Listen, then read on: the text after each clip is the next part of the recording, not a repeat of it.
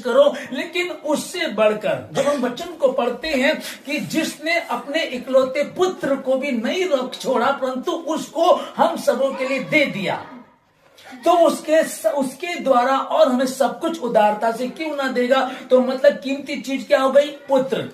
ठीक है ना।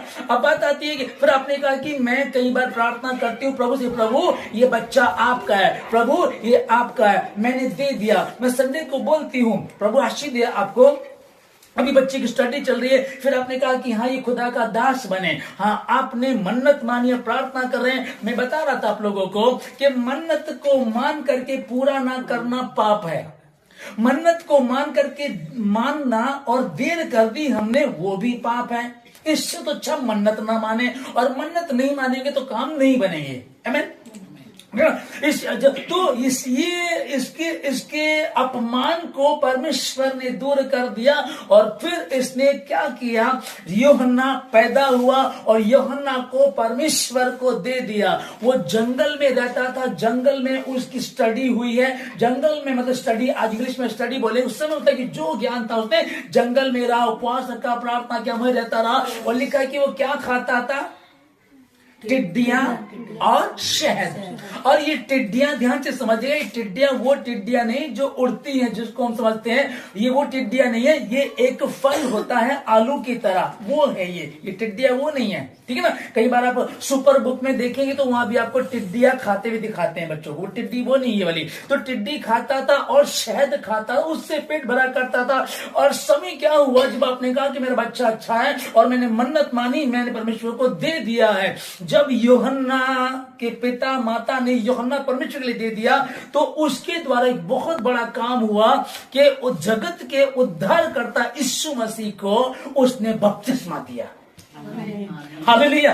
आपने कहा ना कि जब ये बदलेगा तो हाहाकार मचेगा, और जिस पर हाथ रखेगा वो चंगे हो जाएंगे। ये बहुत ईमानदार है, बहुत अच्छा खुदा का खादिम बनेगा। प्रभु का धन्यवाद, ये स्पेशल है, ये डिफरेंट है। लेकिन कब? जब हम देंगे। हमने दे दिया, तब आपने दे दिया तो यहां लिखा हुआ है उसने यीशु मसीह को बपतिस्मा दिया। हमने कल जहां थे हमने उसमें शैमुएल को पढ़ा था कि एक शैमुएल में यूहन्ना, एक मिनट,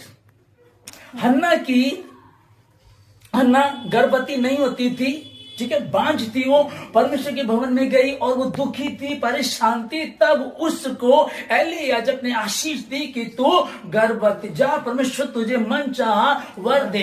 वो गर्भवती हुई, उसने मन्नत मानी, प्रभु मैं मन्नत मानती हूँ, ये बेटा जो तूने मुझे दिया मैं तुझे दे दूंगी, मैं इसके सर पे कभी उस तरह छुरा फिरने नहीं पाएगा, ये तेरा नाजीर है, तुझे मैं दे करके जाऊंगी।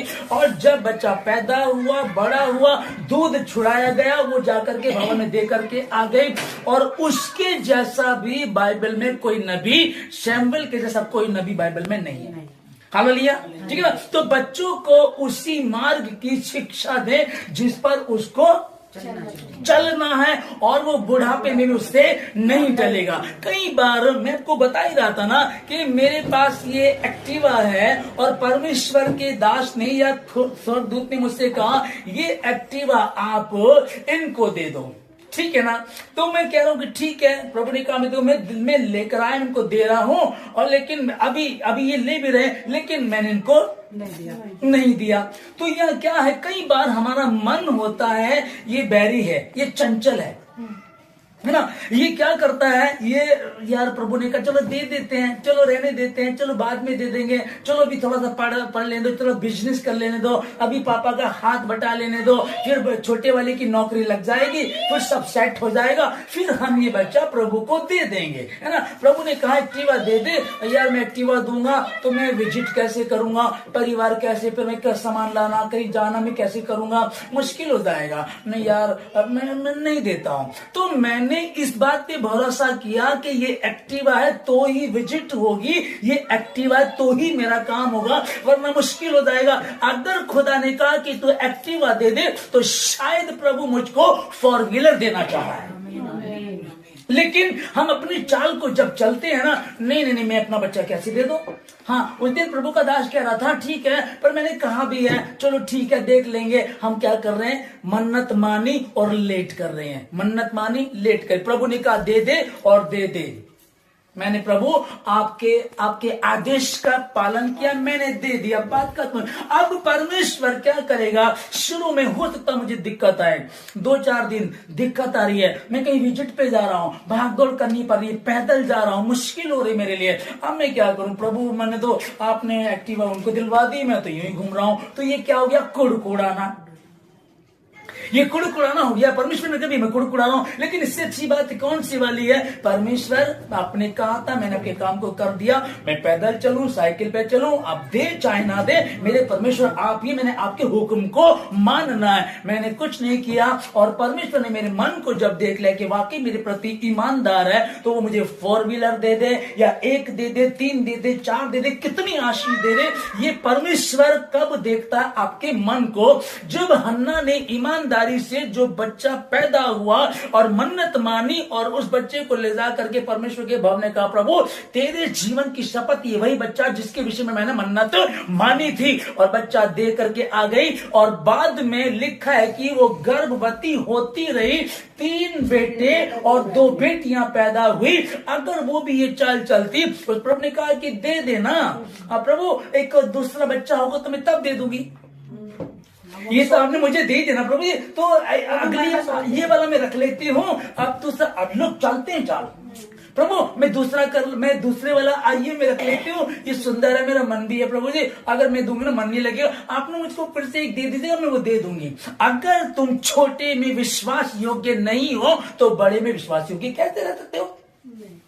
जो थोड़े में विश्वास योग्य है वो बहुत में भी विश्वास योग्य है। और यदि परमेश्वर पे विश्वास किया आपने, और तुम जानते हो वो सच्चा खुदा है, जमीन आसमान का बनाने वाला परमेश्वर है, सारी कायनात का जर्रा जर्रा उसी का है, तो उसके लिए कुछ मुश्किल है क्या? एक घर में 4 बेटे हैं लेकिन एक भी काम का नहीं है, अधर्मी है। एक घर में धर्मी व्यक्ति है, बेटा एक भी नहीं, बेटी है, लेकिन सारी जरूरतों को खुदा पूरा करता है। वो कैसे कर दे ये मेरे हाथ में नहीं है, ये परमेश्वर के हाथ में। जिसे वो आशीष देता है उसको कोई रोक नहीं सकता, जिसे वो आशीष देना नहीं चाहता कौन ले सकता है? आमीन। तो बच्चे को उसी मार्ग की शिक्षा दें जिस पर उसको चलना है। और हमने कल इन बातों, इस विषय पर बहुत सारा सीखा था।